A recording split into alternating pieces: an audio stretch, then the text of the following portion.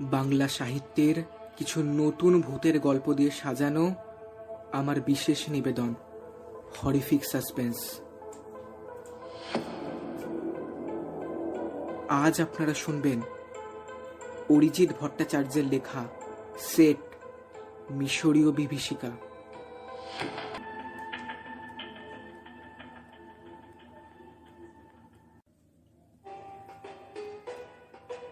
চারিদিকে ধুধু বালুরাশি, মাথার ওপরে সূর্য, প্রচণ্ড উত্তাপ। জল পিপাসায় সবার গলা ফেটে যাচ্ছে। যেমন জল পিপাসা তেমন ক্লান্তি। গত 5 দিন ধরে একটানা পরিশ্রমে তারা ক্লান্ত। সামনে একটা পিরামিড, কিন্তু চিরাচরিত ট্রাইগোনাল নয়, তার পরিবর্তে অর্ধচন্দ্রাকৃতি। পিরামিডের আকারটাই অশুভ কোনো কিছুর পূর্বাভাস দিচ্ছে। নীল নদের মূল স্রোত থেকে এই স্থানটি অনেক দূরে। যেদিকেই দৃষ্টি যায় খালি বালি আর বালি, ঊষর রুক্ষ মরুস্থলী। স্থানে স্থানে অর্ধচন্দ্রাকৃতি বালিয়াড়ি বা বারখান। কখনো কখনো সেখানে চলমান বালিয়াড়ি বা ধ্রিয়ানও আছে। এই সময় হঠাৎই পিরামিডটা দেখে ইউরেকা ইউরেকা করে লাফিয়ে উঠলেন সমীর বাবু। বোধগম্য হলো না রাজশ্রীর। রাজশ্রীর সাথে সমীর বাবুর পরিচয় কলেজ থেকে। সমীর বাবু ইতিহাসের অধ্যাপক। যেমন তিনি একজন বিদগ্ধ পণ্ডিত, তেমন বিভিন্ন রেয়ার অ্যান্টিক জিনিস নিয়েও তার আগ্রহ তুঙ্গে। আর সেই সব বিরল অ্যান্টিক জিনিসের চুম্বকীয় আকর্ষণে নিজের পয়সা খরচ করে দূর দূরান্তে ছুটে যেত দ্বিধা করেন না তিনি। আর সেই সঙ্গে যৌবন থেকে তার মধ্যে বিদ্যমান এক অমানসিক পরিশ্রম করার ক্ষমতা। এই 50 বয়সেও তিনি বাচ্চা ছেলের মতো ছুটোছুটি করতে পারেন। তার ক্ষুরোধার মস্তিষ্ক যেন জ্ঞানের আধার। এছাড়া স্যারের যে ব্যাপারটা রাজশ্রীকে আকর্ষণ করে সেটা হলো স্যারের ক্ষুরোধার মস্তিষ্ক, সঠিক সময় সঠিক সিদ্ধান্ত নিতে পারার ক্ষমতা। সত্যি ঈশ্বরের আশীর্বাদ। ইদানিংকালে কোথা থেকে সমীরবাবুর মিশরীয় সভ্যতা, তাদের সংস্কৃতি নিয়ে প্রচন্ড ইন্টারেস্টেড হয়ে পড়েছেন তিনি। মিশরীয় সভ্যতা বলতেই রহস্যের কুয়াশায় ঘেরা আনুবিস, অসীম রহস্যে মোড়া তুতেনখামেনের মমি, ফিংস যাকে সমীর বাবু হিন্দু শাস্ত্রে নরসিংহের সাথে তুলনা করেন, সুন্দরী আফ্রোদিতি, আর শয়তান শেঠ যে মানুষকে সর্বদা বিপথে পরিচালিত করে তাকে ধ্বংস করে। সমীর বাবু মোটেই এই রা, শেখমেট, আইসিস, ওরাইরিস এদেরকে মিশরীয় পুরাণ বা রূপকথার কোনো কল্পিত চরিত্র বলে মনে করেন না। তার মতে এদের অস্তিত্ব সত্যিই ছিল এবং এরা নিজেদের অতিমানবিক কর্ম এবং অতীন্দ্রিয় ক্ষমতার জন্য পুরাণের বিভিন্ন দেবদেবী হিসেবে পূজিত হয়ে আসছেন। আমাদের দেশে যেমন সত্যিই ছিলেন অর্জুন আর কৃষ্ণের মতো চরিত্র। অনেক ঐতিহাসিকই মহাভারতের যুদ্ধের সত্যতায় বিশ্বাস করেন এবং 50 প্রাজ্ঞ ব্যক্তি সমীর গঙ্গোপাধ্যায় তাদের মধ্যে অন্যতম। সত্যি বিশ্বাস হয় না রাজশ্রী যে মৃত্যুর দেবতা ওরাইরিস বা শিয়াল দেবতা আনুবিস, যিনি জীবন ও মৃত্যুর সীমারেখায় বিরাজ করেন, ওই রকম কেউ ছিলেন বলে। কিন্তু বর্ষিয়ান অধ্যাপক সমীর বাবু নিজ বিশ্বাসে অটুট। কোথা থেকে তিনি খুঁজে পেয়েছেন এক পুরনো পাণ্ডুলিপি, আর তাতে লেখা রয়েছে শয়তান শেঠের অস্তিত্ব সম্পর্কে। সেই পরম অশুভ, পরম অমঙ্গলকর শেঠকে নাকি এই অর্ধচন্দ্রাকৃতি পিরামিডের মধ্যেই মমি করে রাখা আছে।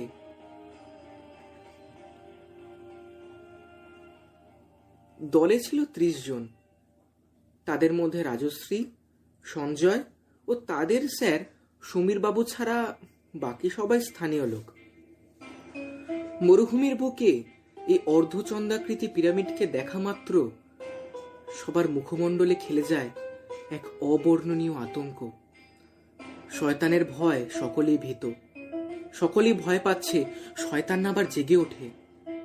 এক বৃদ্ধ মিশরীয় ভাষায় বারবার সাবধান করে দিচ্ছে যে চরম অপ্রত্যাশিত, চরম অমঙ্গলকর, চরম আতঙ্কময় কিছু ঘটতে চলেছে। কিন্তু সেই সাবধানবাণীতে কর্ণপাত করলেন না সমীর বাবু। তিনি হুঙ্কার দিয়ে বুড়োকে দাবিয়ে দিলেন এই বলে যে বুড়ো যা বলছে তা অর্থহীন, প্রলাপ ছাড়া আর কিছুই নয়। আর প্রলাপে কান দেওয়ার কোনো মানেই হয় না। ঘড়িতে 4টে বাজে। আর 1.5 ঘন্টা পরেই সূর্যাস্ত হতে চলেছে। সমীরবাবুর সঙ্গে পিরামিডের ভেতরে প্রবেশ করল রাজশ্রী আর সঞ্জয়। পিরামিডের ভেতরটা যেন অত্যধিক শীতল। গা ছমছম করে উঠল রাজের। চারিদিক দুর্ভেদ্য অন্ধকার। টর্চের তীব্র আলোয় সেই ঘনীভূত আধার সম্পূর্ণ দূরীভূত হয় না। সার দিয়ে ধাপে ধাপে নিচে নেমে গিয়েছে সিঁড়ি। বিভিন্ন জায়গায় ভাঙাচোরা, খুব সাবধানেই পা ফেলতে হয়। আছে গুপ্তকুঠি, বিষাক্ত গ্যাসে দম বন্ধ হয়ে আসার উপক্রম। এর মধ্যেই ওদের দিকে ধেয়ে এলো এক ঝাঁক বাদুড়। এত বড় বাদুড় রাজ এর আগে কখনো দেখেনি। টর্চের তীব্র আলোয় বাদুড়গুলি পালিয়ে গেল। কোনো অজানা কারণে রাজের মনে হলো বাঁদুরের চোখে এই দৃষ্টি সে আগেও দেখেছে। হ্যাঁ, এই দৃষ্টিতে ভ্যাম্পায়ারের অদম্য রক্তপিপাসা ফুটে উঠেছে। চারিদিকে বইছে মৃত্যুর হাওয়া। রাজের রক্ত জল হয়ে এলো। অতীন্দ্রিয় এক অজানা ভয় চেপে বসল সঞ্জয়ের মনে। কিন্তু সমীরবাবুর কোনো ভ্রুক্ষেপই নেই সেদিকে। তিনি তার লক্ষ্যে অবিচল।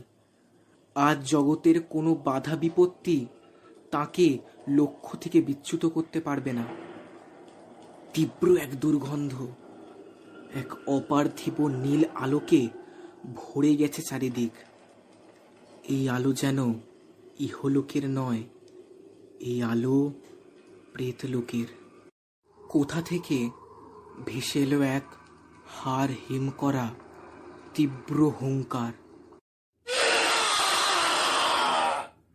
সিঁড়ি দিয়ে নিচে নামতে হবে আবার।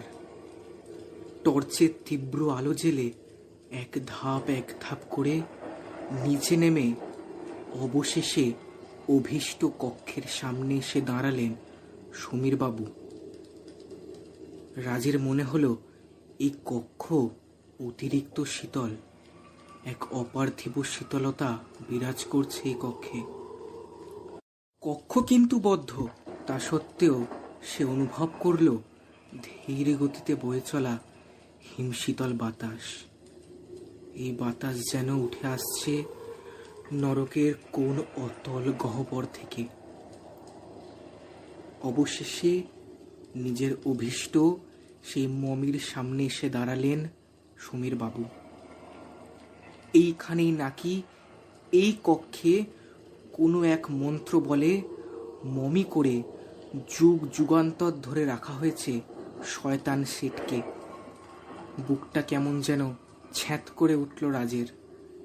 এ তো সাধারণ ফেরাও বা পুরোহিতের মমি নয়, এই মমি সাক্ষাৎ শয়তানের। সকলের বারণ সত্ত্বেও মমিকে উঠিয়ে ওই কক্ষ থেকে পিরামিডের বাইরে নিয়ে এলেন সমীরবাবু। সূর্য অস্ত গেছে। গোধূলির গোলাপি আলো চারিদিকে। উষ্ণ মরুস্থলী শীতল হতে শুরু করেছে। এই অঞ্চলে বৃষ্টিপাত নগণ্য। কোনো এক অজানা কারণে আকাশে ঘনিয়ে এলো ঘন কৃষ্ণ মেঘপুঞ্জ। ঝোড়ো হাওয়া আভাস দিতে লাগলো ভয়ঙ্কর কিছুর। এদিকে সমীরবাবু খুশিতে আত্মহারা। তার মতে এই মমিটি মিশরীয় বিভীষিকা শয়তান শেঠের। এ কথা যদি সভ্য জগতের কাছে গিয়ে পৌঁছায় তাহলে হুলস্থুল পড়ে যাবে। খুলে যাবে ধর্মীয় বিশ্বাসের এক বিলুপ্ত দিগন্ত। নতুন ভাবে শুরু হবে ইতিহাস চর্চা। আর ইতিহাসের পাতায় চিরকালের জন্য অমর হয়ে যাবেন বাঙালি অধ্যাপক ও গবেষক সমীর গঙ্গোপাধ্যায়। না, শেঠ মিশরীয় রূপকথার কোনো কল্পিত চরিত্র নয়। শেঠ বা শেঠ সত্যি ছিল, কারণ সমীরবাবু খুঁজে পেয়েছেন তার মমি। মরুর বুকে সন্ধে নামে। প্রখর উষ্ণতার পর নেমে আসে এক অদ্ভুত শীতলতা। তাঁবুর সামনে আগুন জেলে বসে গল্প করছে দুই বন্ধু, রাজর্ষি আর সঞ্জয়। রাজর্ষি বলল, ভাবতো পিরামিডের ভেতরটা কতটা ভয়ঙ্কর ছিল, এখনো ভাবলে আমার গায়ে কাঁটা দেয়। সঞ্জয় বলল, তুই বিশ্বাস করিস শয়তান সত্যি ছিলেন? তাকে নাকি মমিফাইড করে রাখা হয়েছে? রাজ বলল, তা তো জানি না ভাই, 1000 বছরের পুরনো এক মমি, আর স্যার বিশ্বাস করেন এটাই নাকি শয়তানের মমি। এই বিশ্বাস শুধু স্যারের নয়, ওই মিশরীয়দেরও। দেখিসনি কুলিগুলো চোখ মুখের ভয়? শুনিসনি এই বুড়োটার কথা? আর পিরামিডটার আকৃতিও কেমন যেন একটু অদ্ভুত। ভাই, আমি ইতিহাসের ছাত্র, কিন্তু এরকম আকৃতির পিরামিডের কথা আমি কোথাও শুনিনি। এ যেন ইতিহাসের এক বিলুপ্ত অধ্যায়, এক মুছে ফেলা ইতিহাস। স্যার তো খুশিতে আত্মহারা হবেনি। হা হা করে হেসে সঞ্জয় বলল, স্যার মনে পাগল হয়ে গিয়েছেন। আজ তিনি ওই বুড়োটাকে ডেকেছিলেন নিজের তাঁবুতে, বলেছিলেন নিজের অদ্ভুত পরিকল্পনার কথা। শুধু আবিষ্কারের কৃতিত্বে তিনি খুশি নন। চিত্রার্পিতের মতো রাজ তাকিয়ে থাকলো সঞ্জয়ের দিকে। সঞ্জয় বলছে, শোন ভাই, তুই তো জানিস না, সেই পাণ্ডুলিপির শেষ দিকে আছে শয়তানকে জাগাবার মন্ত্র। স্যার বলেছিলেন আজ রাতে তিনি ওই মন্ত্র বলে শয়তানকে জাগিয়ে তুলবেন, তার কাছে শিষ্যত্ব নেবেন। তাহলে তিনিও হবেন অমিত শক্তির অধিকারী। কিন্তু প্রথমে তুষ্ট করতে হবে শয়তানকে, মেটাতে হবে তার রক্ত পিপাসা। সেই জন্য চাই নর রক্ত। ভাই, আজকে রাতটা সাবধানে কাটাতে হবে। নর রক্ত না পেলে শেঠ স্যারকেই ভক্ষণ করবে, তাই নর রক্ত প্রয়োজনীয়। আমাদের ওপর যে কোনো মুহূর্তে আঘাত নেমে আসতে পারে, তাই আমাদের সতর্ক থাকতেই হবে। বলতে বলতে চোখ মুখ গম্ভীর হয়ে গেল সঞ্জয়ের। মনে হয় অত্যধিক পরিশ্রম আর গরমের কারণে স্যার পাগল হয়ে গেছেন, তাই মিশরীয় আদিবাসীদের এই উদ্ভট কথায় বিশ্বাস করছেন। আমি ওই শয়তান শেঠকে ভয় করি না, কিন্তু স্যারের পাগলামিতেই বেশি ভয় করি। স্যারকে শয়তানের পূজারী হিসেবে অনুভব করতেই কষ্ট হচ্ছিল রাজের। প্রাজ্ঞ এক অধ্যাপক কিনা শেষমেশ অতীন্দ্রিয় ক্ষমতার লোভে শয়তানের কাছে নিজের আত্মাকে কৃতদাস বানাবেন। কিন্তু রাজ আর সঞ্জয় ভাবতেও পারেনি কি ঘটতে চলেছে। মরুভূমিতে দিন যতটা উষ্ণ, রাত ততটাই শীতল। গভীর রাত, আজ পূর্ণিমা। গোল পূর্ণচন্দ্র বিরাজ করছে আকাশে। ভূপ্রকৃতি নিথর নিঝুম। এই নিঝুমতা যেন অপার্থিব কোনো কিছুর পূর্বাভাস, যেন ঘটতে চলেছে চরম অলৌকিক কিছু। হঠাৎই পূর্ণচন্দ্র ঢাকা পড়ে কালো মেঘের অন্তরালে। তাঁবু থেকে ভেসে আসছে দুর্বোধ্য মন্ত্র পড়ার আওয়াজ। শুরু হয় প্রচণ্ড ধূলিঝড়, তার সাথে কোনো হিংস্র জন্তুর অপার্থিব গর্জনে কেঁপে ওঠে চারিদিক।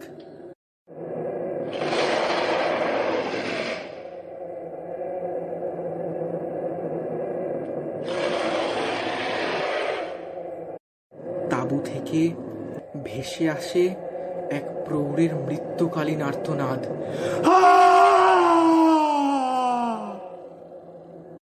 বুক কেঁপে ওঠে রাজের। ঘুম ভেঙে উঠে বসে সঞ্জয়ও। তারপরেই হঠাৎ সবকিছু নিথর নিঝুম, ঠিক আগের মতো। হঠাৎই পাশের তাঁবুতে শোরগোল। সমীর স্যার নাকি নিখোঁজ। সমীর স্যারের ঘরে পাওয়া গেছে শুধুমাত্র মমির সাদা কাপড়। সমীর স্যার উধাও, সেই সঙ্গে মমিও। পরদিন সকালে বিস্ময় দেখল রাজ, সঞ্জয় ও তাঁবুর অন্যরা। বালিতে কোনো জন্তুর রক্তমাখা অতিখায় নখরযুক্ত পায়ের ছাপ। সবচেয়ে বড় কথা, জন্তুটা 4 পেয়ে নয়, 2 পেয়ে। সেই ছাপ অনুসরণ করে হাঁটতে হাঁটতে তারা গিয়ে পৌঁছালো ওই অর্ধচন্দ্রাকৃতি পিরামিডের সামনে। বোঝাই যাচ্ছে জন্তুটি পিরামিডের ভিতরে প্রবেশ করেছে। সবাই ভয়ে কম্পমান, কারোর সাহসে কুলালো না ওই অভিশপ্ত পিরামিডের মধ্যে প্রবেশ করতে। রাজর্ষির চোখে জল। স্যারকে আর ফেরানো যাবে না। ফেরানো গেলেও তাকে জীবিত পাওয়া যাবে না। হ্যাঁ, গতকাল রাত্রে স্যার সত্যি শয়তানকে জাগিয়েছিল, আর শয়তান কাউকে না পেয়ে স্যারকে এই ভক্ষ হিসেবে গ্রহণ করে। সেই দিন রাত্রে স্যারকে নিতে সেট এসেছিল।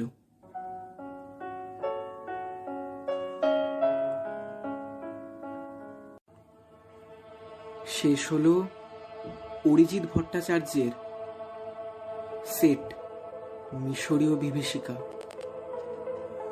আশা করি গল্পটি আপনাদের ভালো লেগেছে। ভালো লেগে থাকলে লাইক, শেয়ার এবং কমেন্ট অবশ্যই করবেন এবং আমার চ্যানেলটিকে সাবস্ক্রাইব করবেন। দেখা হচ্ছে পরের গল্পে।